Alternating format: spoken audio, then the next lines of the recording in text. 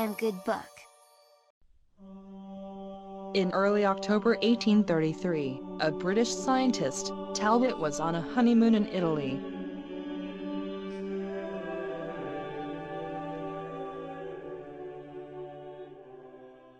The trip was sweet like honey.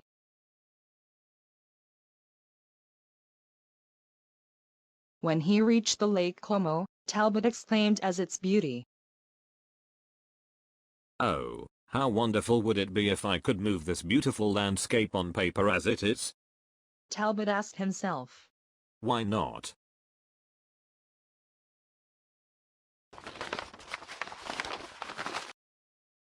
Returned from a journey, Talbot purchased a solution of silver dissolved in nitric acid, and brushed it on a piece of white paper, then dried it.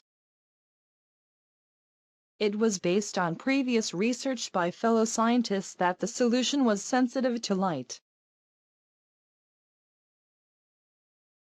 He put a petal on it.